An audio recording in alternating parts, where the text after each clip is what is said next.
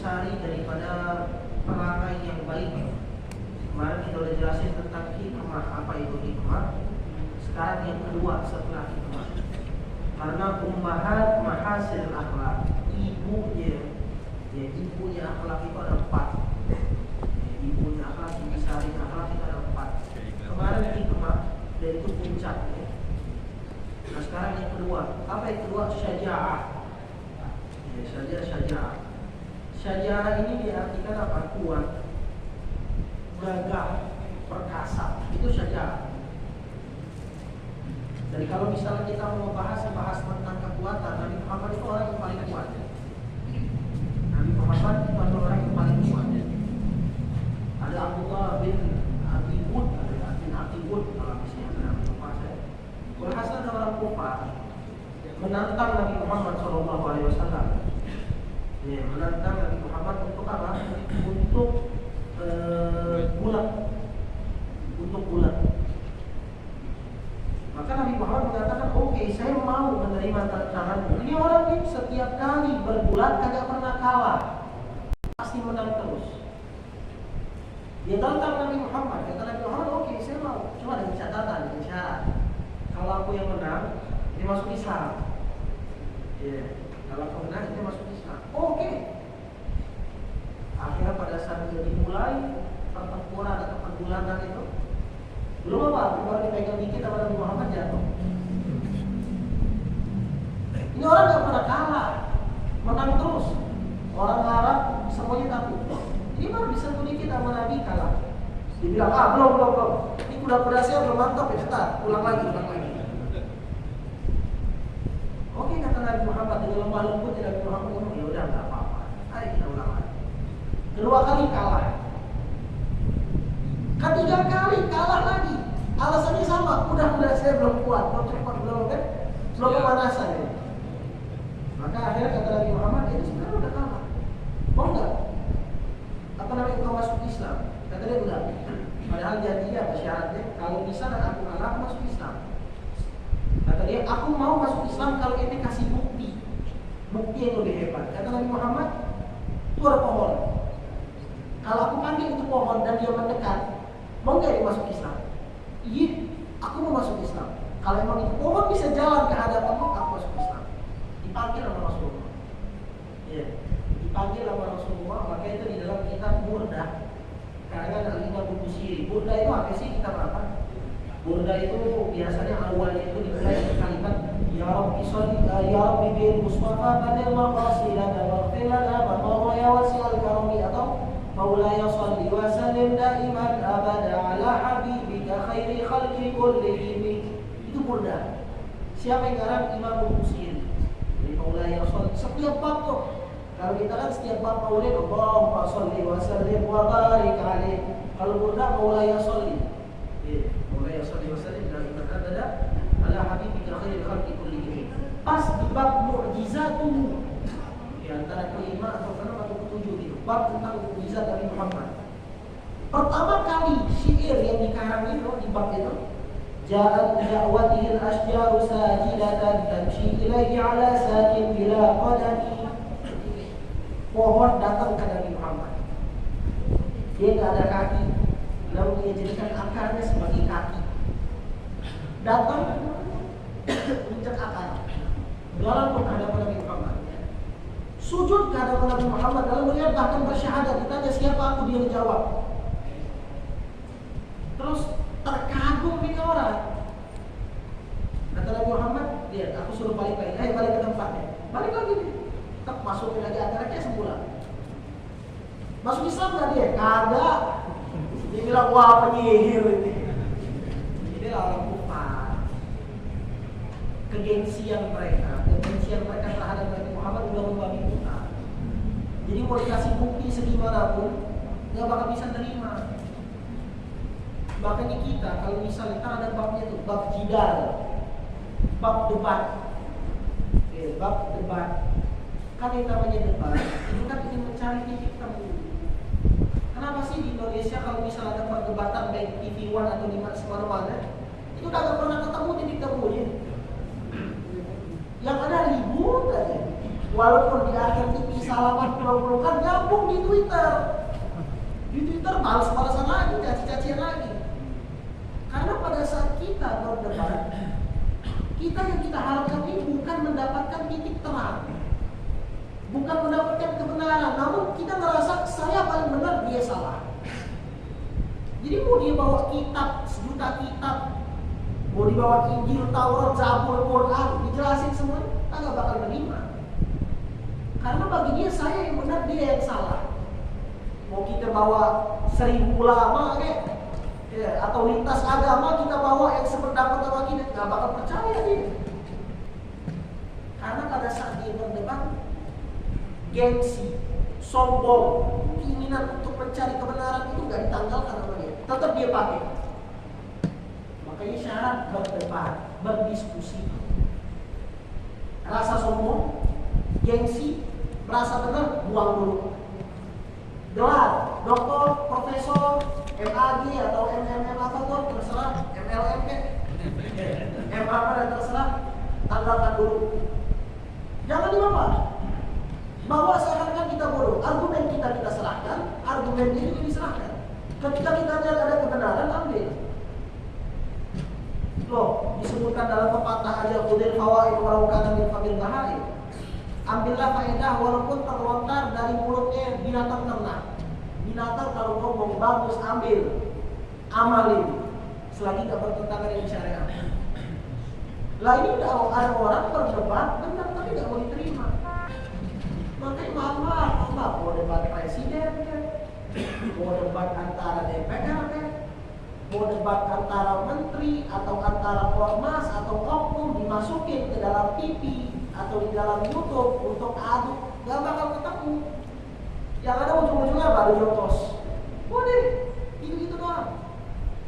Makanya terkadang cuma paling kita bisa di kubu A, keren deh. Ya karena kita di kubu A. Kita yang nonton juga bukan untuk mencari kebenaran. Kita yang nonton untuk apa? Wah ini seru nih, ini orang pasti kalah dibantai. Ini kita pikirin. Ya. Makanya si A tetap dalam pendapatnya, si B tetap dalam pendapatnya. Sampai sekarang. Ya, sampai sekarang. Sampai dari 2019 sampai 2022. Gak pernah ada ayam. Ya, gak pernah ada ayam. Ada yang dicari bukan kebenaran. Ya, bukan mau membahas politik, saya gak terlalu demen dengan apa yang politik. Dan saya gak bakal pernah terjerumus ke dalam pembahasan itu. Namun intinya kalau kita mau berdebat, berdiskusi, berusahalah untuk mencari kebenaran. Maka kita lihat nih, yang di dalam peristiwa Nabi Muhammad SAW ini orang bukan untuk mencari kebenaran, minta bukti ke Nabi itu bukan untuk memperjelas, oh Nabi ini benar, bukan. Cuma pengen tahu doang. Mau Nabi kasih mukjizat segimanapun dia bilang lihir. Makanya ada cerita kan, Nabi Muhammad membelah bulan. Dalam riwayat itu di bulan Sya'ban. Ya mukjizat Nabi membelah bulan. Bulan dibelah mana? Dan di tembok Cina ada riwayat wallahu a'lam valid atau bukan. Namun saya pernah mendengar dari guru-guru saya bahwasanya ada penelitian. Wallahu a'lam, sekali lagi wallahu a'lam. Karena saya tidak memiliki data, cuma dari kira ucapan. Jadi mungkin kalau misalnya ada kesalahan boleh dikritik. Saya pernah mendengar dari guru-guru saya bahwasanya pernah di daerah Cina, di tembok Cina atau di tembok walhasil daerah Cina ada tanggal dan ada sedikit apa namanya astra atau apa, bukan astra enggak, yang biasa apa namanya abstrak, bukan orang-orang zaman dulu tuh kalau misalnya batu nisan ditulis ukir prasasti kayak gitu ya. Ini di tembok ditulis tanggal dan ada gambar sedikit tentang pembelahan bulan. Pas dicocok-cocokin benar sesuai dengan tanggal dan hari Nabi Muhammad SAW membelah bulan. Jadi Nabi Muhammad membelah bulan yang nyaksiin bukan orang Mekah doang. Kalau emang itu penyihir, yang nyaksiin orang segitu doang. Kalau emang sihir. Namun ini yang nyaksiin satu dunia. Apalagi zaman dulu nyari jalan bukan pakai Google Maps. Jalannya itu pakai bintang sama bulan. Kalau siang pakai matahari, arah angin. Kalau kagak ada bintang, kagak ada bulan, kagak ada matahari, mereka bingung. Ya, arah anginnya kemana, tandanya kemana. Maka di surah An-Nahl Allah mengatakan, wa alamatin wa bin najmi hum yahtadun.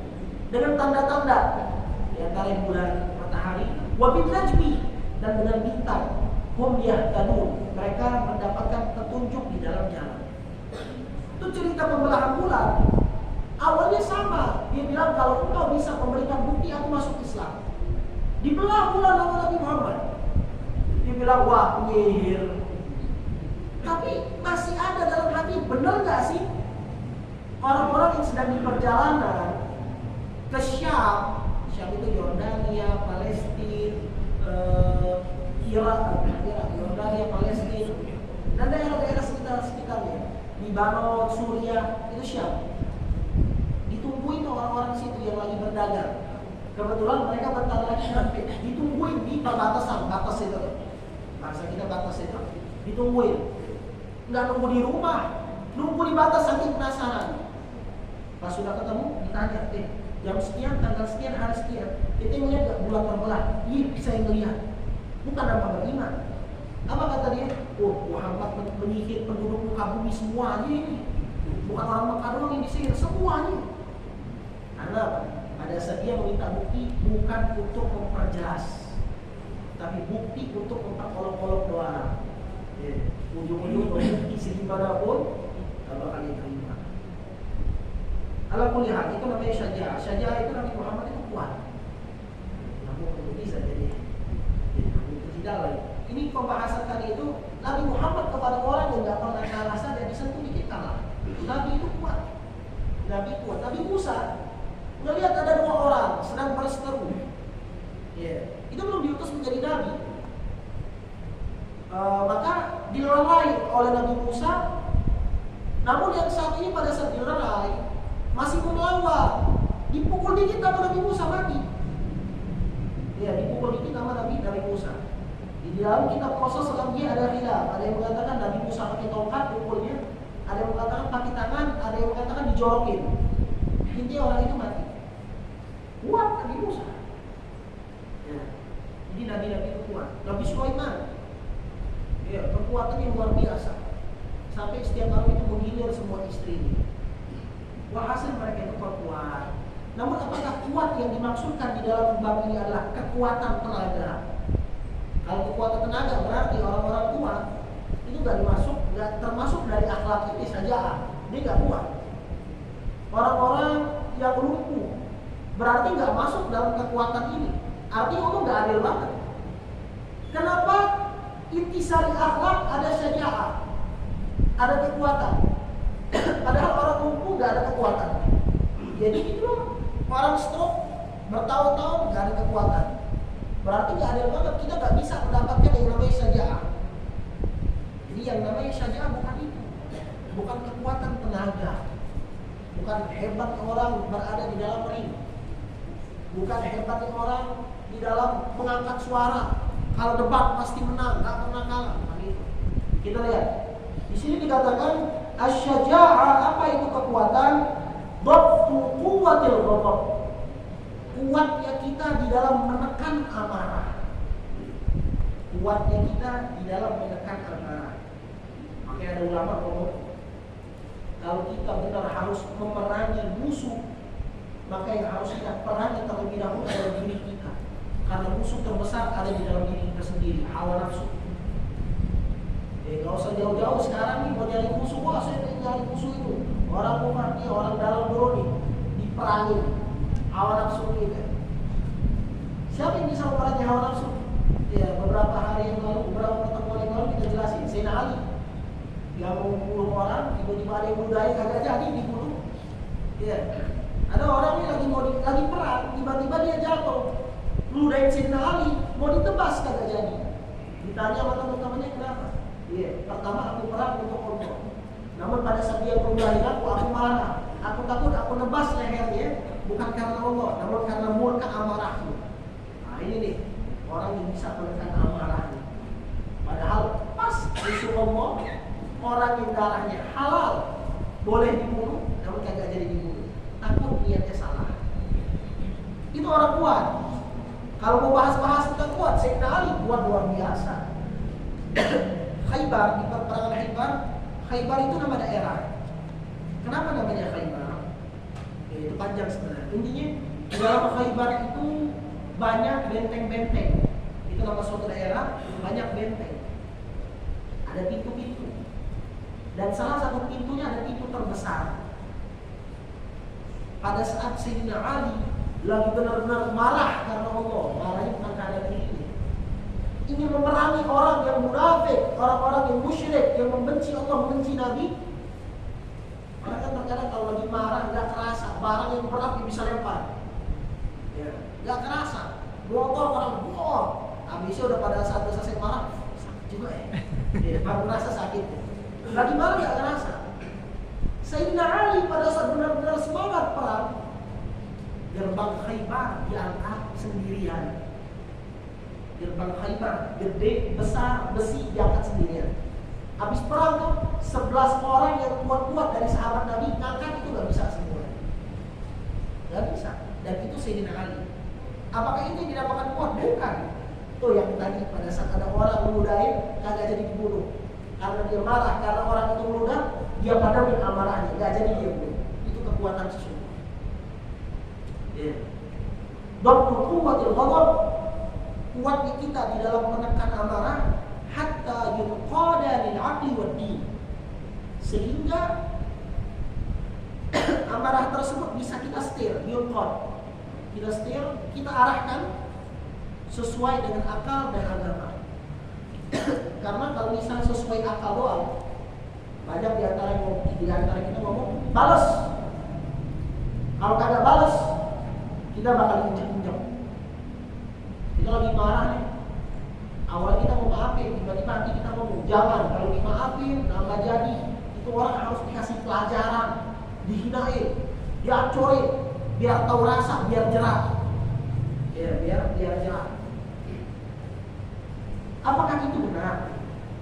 Kalau sesuai akal, sesuai diri kita, apalagi diri kita lagi gedek banget, patokan akal, benar-benar aja. Tapi ditambahin dalam definisi ini, wadi, patokannya juga agama. Sesuai nggak sama agama? Agama membolehkan nggak? Oh nggak boleh. Kita marah sama begal, terus kita mau bakar dia. Subhanallah, minggu lalu di Palembang ada orang begal, 2 orang disiram pakai minyak tanah dibakar. Buat minggu lalu ini 2 kali kejadian. Wah, kebetulan dekat rumah saya semua, jadi nyampe kabar. Ada satu lagi, ada orang main judi. Menang terus. Ya orang biasa, kalau udah menang ya udah nyantai. Bawaannya duit udah banyak, nih ngapain ikut lagi? Takutnya kalah, balik lagi habis duitnya. Kabur. Udah deh, saya nggak mau lagi ikut. Yang satu lagi ngamuk. Marah-marah, dibunuh. Dibunuh di depan rumahnya, orang melihat semuanya. Ada anak-anak kecil juga melihat. Kalau di Palembang namanya dipuja. Oh, Palembang ada yang daerah-daerah memang yang keras. Alhamdulillah, nah kayak begal tadi, kita kan tetap sama begal. Kalau judi tadi udah salah. Tapi yang khawatir wal maktul fitnah. Orang yang saling membunuh kayak gitu, yang membunuh, yang dibunuh, dua-duanya di neraka. Selagi dia tidak bertobat dari ampun kepada Allah Subhanahu wa Ta'ala. Karena membunuh orang muslim itu adalah dosa besar. Dosa yang sangat besar. Disebutkan di dalam surah An-Nisa. Nah, namun kalau begal kayak tadi kan dia salah. Dia maling. Terus kita bakar, boleh nggak? Enggak. Terus bagaimana caranya? Ya sebenarnya kalau hukum Islam ada caranya. Di dalam syariat Islam begal-begal kayak gitu ada. Kalau misalnya dia cuma iseng, ditakzir, dipukul, dicabut. Tapi takzir itu nggak boleh lebih dari 40. Ada al-bojol yang bukan kita main hakim sendiri.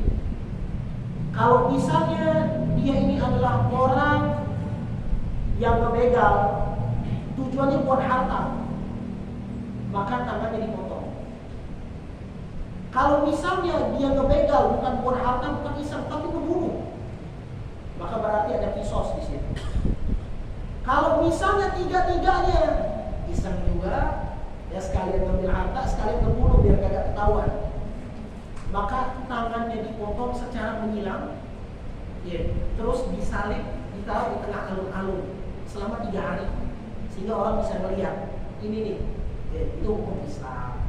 Namun kan kita nggak bisa menerapkan itu di Indonesia. Indonesia sudah ada hukum, Indonesia sudah ada hukum. India nggak bisa main hakim sendiri.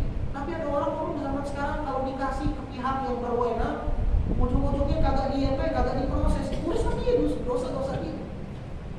Namun kalau misalnya kita yang mengeksekusi sendiri, dosa. Pada saat kita yang mengeksekusi kita sendiri langsung, dosa. Kan kita tetap toh, kita tetap. Kayaknya kita langsung siksa kalau perlu dibunuh pada saat itu juga. Biar kita yang eksekusi sesuai hukum. Namun lihat, kata Habib Muhammad Haddad, marah tersebut diarahkan, disetir sesuai dengan dua hal. Kalau akal kita benar, gedek banget kita sama dia. Semua orang gedek. Lagi jalan-jalan mau ke masjid, kagak ada salah, kagak ada begal. Motor diambil lagi, cicilan belum lunas. Tapi agama ngebolehin nggak begitu? Oh, nggak ngebolehin, maka nggak boleh. Jadi marah itu sesuatu manusia.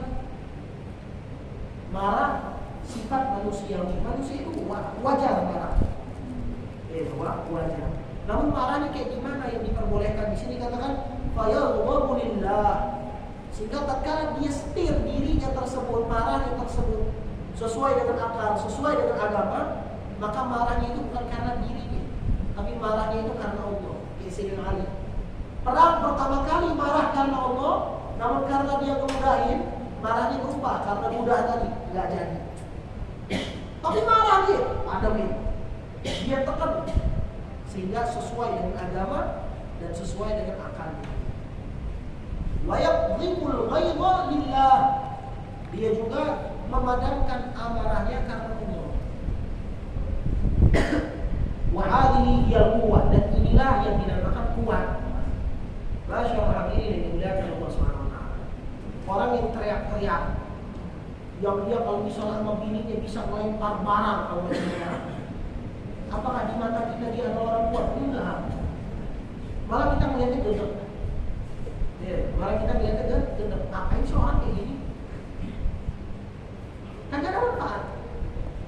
Bahkan di kitab Jawahirul Ulummiyah ada kitab hadis namanya kitab Jawahirul Ulummiyah. Di situ menggabungkan antara tentang sains, tentang cerita-cerita aslah, tentang ilmu pengetahuan yang lain. Pas ngebahas tentang hadis, pesan Nabi Muhammad kepada seorang sahabat. Ada sahabat nanya, "Ya Rasulullah, nasihati aku." Maka kata Nabi Muhammad, "La taghdab, jangan marah." "Ya Rasulullah, nasihati aku." Kata Nabi, "Jangan marah." 3 kali ya. Di situ ada ilmu pengetahuan tentang kedokteran. Katanya, benar. Orang zaman dulu jangan ngomong, jangan cepat-cepat, jangan sering marah, ntar cepat tua bukan. Benar enggak tahu. Dalam ilmu kedokteran benar. Ada tuh disebutin, ada haroh, ada apa namanya? Ada suhu panas yang di dalam tubuh kita ini yang lebih cepat membuat kekerutan di dalam wajah dan tubuh karena sering marah. Karena sering marah. Sahabat yang selalu memadamkan amarahnya. Kita lihat nggak apa namanya muka-mukanya itu awet muda. Itu salah satu. Berarti kalau kita melihat orang mukanya boros, cepat marah ya. Benar. Salah satu ciri. La taghdab wa la tarjana. Jangan marah bagi musuh. Namun apakah marah itu sesuatu yang nggak boleh? Boleh. Nabi marah nggak marah Nabi. Nabi Muhammad marah. Namun marahnya itu disetir. Bukan marah karena diri sendiri. Kita ini Pak nggak bisa selamat dari omongan orang. Kita ini nggak bisa selamat dari cacian orang. Mau selamat dari omongan orang nggak bakal bisa. Kita bilang udah deh, saya mau di rumah aja biar kagak dicaci maki orang. Nggak bisa. Kita di rumah doang dicaci maki orang, dia kagak bergaul tapi di rumah salah, tetap salah sama orang sama manusia ini. Sampai disebutkan dalam satu syair, laqad qila inna Allaha walad wa anna nabiyal haqiqat kahana. Ada orang ngomong Allah itu punya anak, Allah miskin, Allah ini Allah itu. Banyak orang ngomong. Nabi yang benar ngajak ke dalam kebenaran dibilang nabinya penyihir, gak ada itu.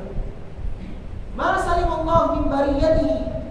Nabi aja kagak selamat dari ucapan Allah aja kagak selamat dari ucapan makhluk. Allah yang nyiptain makhluk, namun yang nyaci maki Allah makhluknya sendiri. Nabi yang ngajak kebenaran itu nggak selamat, pakai anak. Terus bagaimana kita? Allah aja nggak selamat. Itu di dalam hadis disebutkan. Jadi kita Ihya Ulumuddin. Nabi Musa alaihissalam pernah berkata kepada Allah, Ya Rabb, ihbis anni alsinatan nas. Ya Allah, cegah mulut-mulut orang biar kagak ngomongin aku, kata Nabi Musa. Apa kata Allah Subhanahu wa taala? Ya Musa, Musa, hada syai'un lam astati' bi nafsi, fa kaifa aqulu bik? Ini perkara aku aja kagak khususin buat diriku, terus bagaimana aku khususin buatku? Orang aja aku biarin ngomongin aku, nah terus orang ngomongin aku cegah. Ya, enggak biarin. Ya, apa kalau bahasa Indonesia? Anjing bergonggong kafilah berlalu. Ya. Tunjukkan dengan pembuktian. Kita nggak perlu menjawab mereka orang yang bergonggong itu dengan lisan, nggak perlu. Tapi lihatin dengan hasil. Ya, lihatin dengan usaha dari layakin. Sehingga orang yang akan ngomong itu lama-kelamaan diam sendiri. Ya, lama-kelamaan diam sendiri. La ilaha illallah Muhammadur Rasulullah sallallahu alaihi wasallam. Jadi marah boleh. Maka dalam Al-Quran di surah Al-Imran Allah katakan Allah telah menyiapkan surga. Allah telah menyiapkan surga bagi siapa sih surga itu? Surga itu luas melebihi langit dan bumi. Kata Allah, Arduha samawati wal ardh u'iddat lil muttaqin. Allah siapkan untuk orang-orang yang bertakwa. Siapa sih orang bertakwa? Alladzina yunfiquna bis-sarra'i wad-dharra'i wal kadhibina al-ghaidha. Mereka adalah orang yang sedekah dalam keadaan sulit dan senang. Kalau lagi sulit, lagi medit, lagi sulit, lagi susah nih, tetap sedekah walaupun sedikit. Lagi bahagia juga tetap sedekah. Bukan lagi banyak duit sedekah, lagi sulit pelit. Ya. Bahkan nimbun masker, nimbun hand sanitizer, nimbun dan semacam-macam yang lain untuk meninggikan harta yang lain. Minyak goreng lagi susah, diborong semuanya dijual mahal kepada orang lain. Enggak, bagi-bagi kita punya 2 liter, ya udah 2 liter aja. Ya, selebihnya bagi-bagi ke orang lain. Maka kata Allah alladzi yunfiquna fis-sarra'i wad-dharra, berbagi, sering berbagi dalam sulit ataupun dalam senang, wal kadhimina al-ghaidha, dan orang yang memadamkan amarahnya. Artinya apa? Amarahnya itu ada, namun dipadamin. Bukan amarahnya kagak ada sama sekali. Ada suatu ucapan, kalau nggak salah Sayyidina Umar, beliau mengatakan, barang siapa yang dibuat marah, namun kagak marah, itu himar, keledai. Dia dibuat marah, tapi nggak marah, keledai. Terus gimana dong caranya? Marah itu tetap ada, namun yurqad lil akli wad din, dokter kuwatul ghadab. Kita tekan rasa amarah tersebut, sehingga apa? Sehingga sesuai dengan agama dan sesuai dengan akal. Sayyidina Ali marah diludahi pada saat itu. Cuma dia tekan rasa amarahnya. Marahnya ada. Manusia bukan berarti nggak bisa marah. Dilempar, dicaci maki, dihina, wajar marah. Cuma jangan dilampiaskan dengan cacian lagi. Kita ada orang mengatakan di dalam suatu pepatah bahasa Arab, "Idza ta'anaka ahadun bi khanajir lisani fala tat'anhu bi nafsil khanajir. Madama fi istifa'atika an taqtuluhu bil lisan." Seandainya ada orang menikamu dari belakang dengan cacian dan dengan hinaan, dengan lisannya, dia menikamu dari belakang dengan lisan, diribahin, dibuat fitnah, dicaci maki, diadu domba, marah, wajar marah, wajar marah. Tapi kata ulama, kata pepatah tersebut, "Fala tat'anhu bi nafsil khanajir." Jadi jangan balas dengan senjata yang sama, lisan dibalas lisan, nggak perlu. Kita di Indonesia ada pepatah tuh, apa namanya tadi, anjing bergonggong kafilah berlalu. Diam.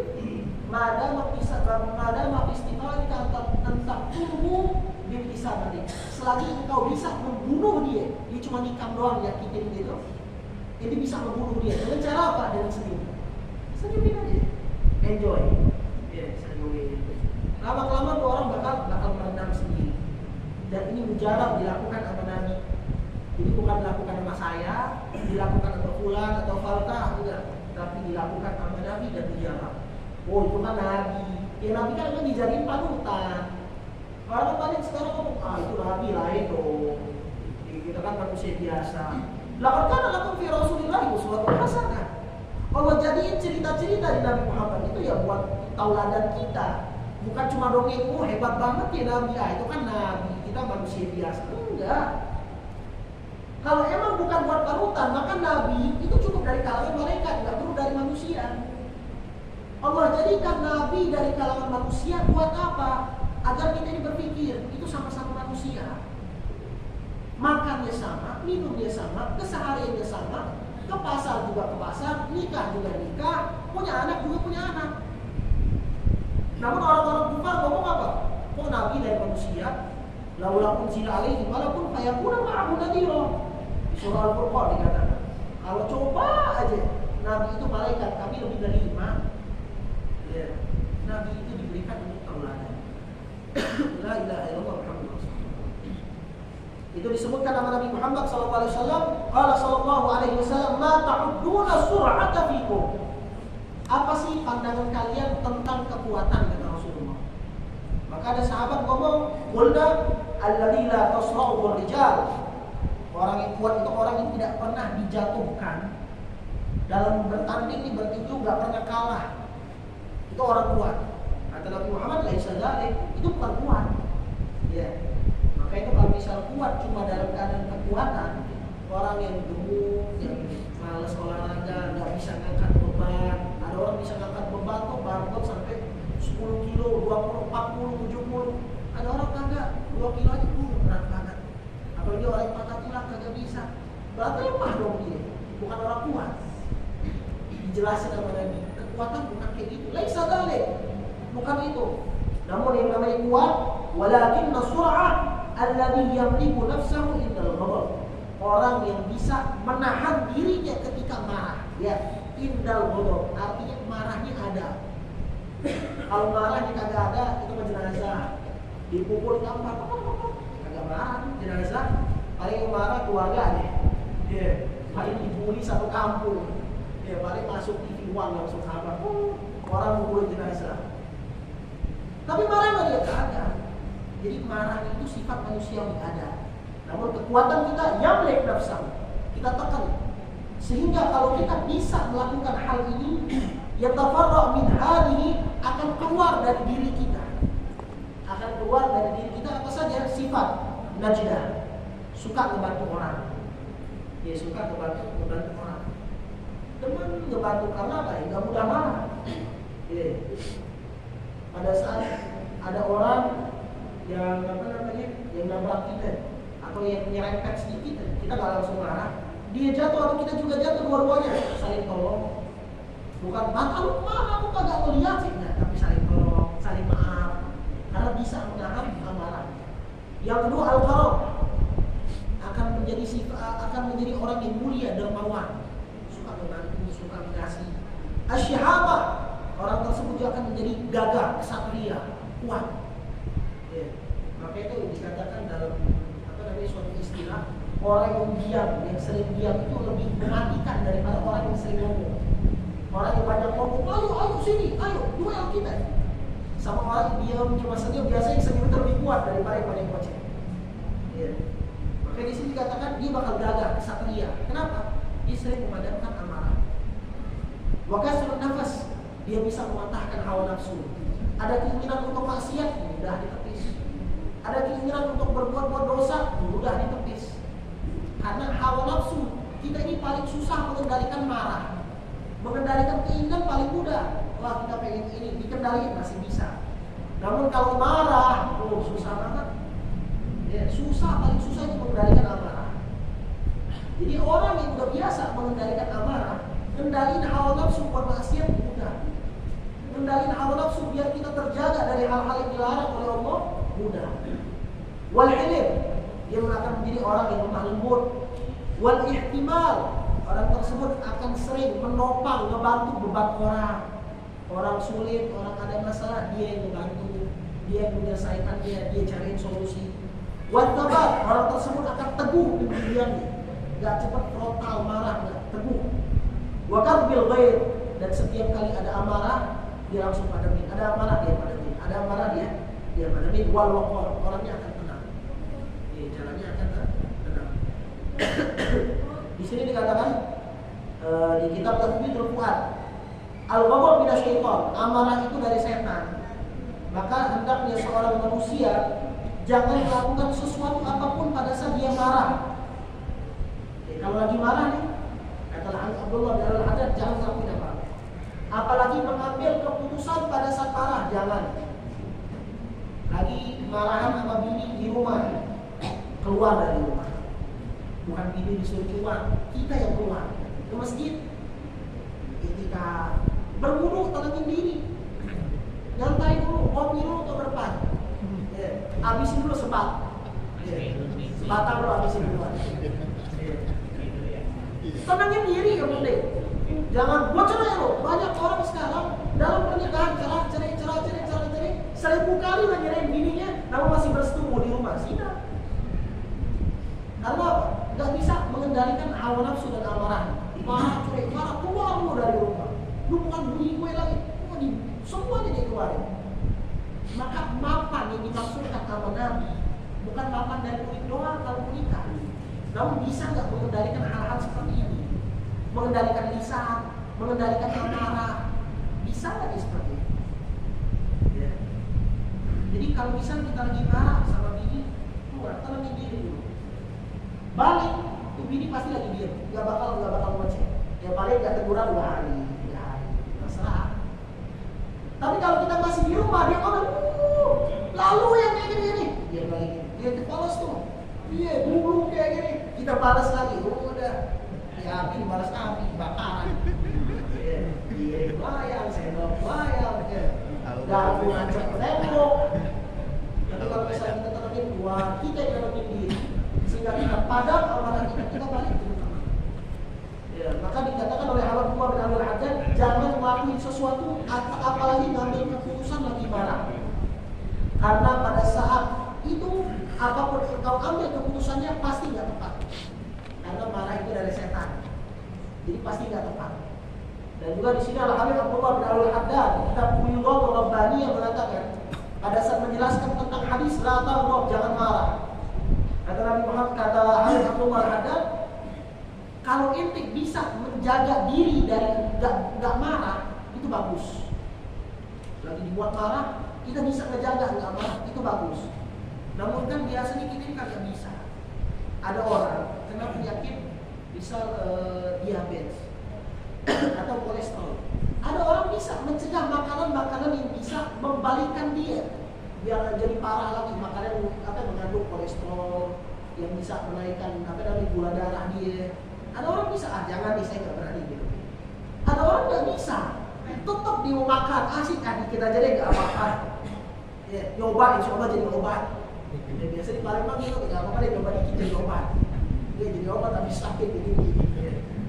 Maka kata Abdullah Al-Haddad, kalau ente bisa bagus, namun kalau kata bisa ada obatnya. Ya. Apa obatnya? Pertama, kalau marah dia lagi pada saat berdiri, duduklah. Kalau lagi duduk, maka berbaringlah.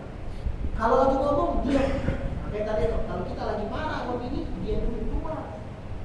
Kalau misalnya lagi diam, ngomonglah. Awyaf arsyi antara kamu. Kalau misalnya kita lagi ngelakuin sesuatu, kerja di kantor, atau kita misalnya lagi ngurusin sesuatu, tinggalin dulu sebentar. Karena nggak bakal benar, ujung-ujung patah, ya, lenceng sedikit, ngamuk lagi, tuh gara-gara dia nih. Dipanjang lagi, tinggalin dulu. Atau kalau misalnya lagi belum ada wudhu, udah ada wudhu, mandi, tenangin, dinginin diri kita. Atau berdiri dari tempat, lagi duduk nih, berdiri, terus cari sehingga nggak diam di tempat tersebut. Maksudnya apa? Menghindar sementara untuk balik dalam keadaan ini. Menghindar sementara untuk balik dalam keadaan ini. Jadi jangan pernah mudah dalam marah, jangan pernah mudah dalam bertindak kalau lagi dalam keadaan marah. Insya Allah kita diberikan kekuatan oleh Allah Subhanahu Wa Taala untuk mengamalkan dan bisa mengendalikan amarah kita sehingga marah kita sesuai dengan apa yang dikehendaki oleh Allah Subhanahu Wa Taala, yaitu marah bukan karena hawa nafsu, namun marah karena Allah Subhanahu Wa Taala. Amin ya rabbal alamin.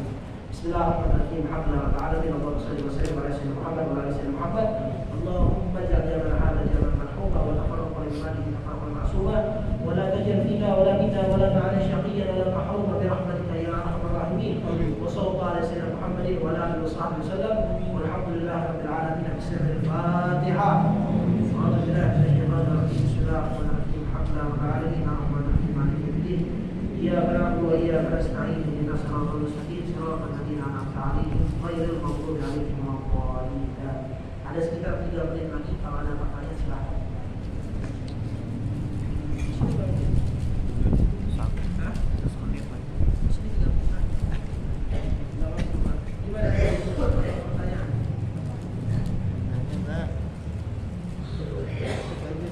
Subhanallah wa bihamdika asyhadu an la ilaha illa anta astaghfiruka wa atubu ilaik. Ada pertanyaan? Sallallahu alaihi wa sallam wa ala alihi wa sahbihi wa sallam walhamdulillahi rabbil alamin.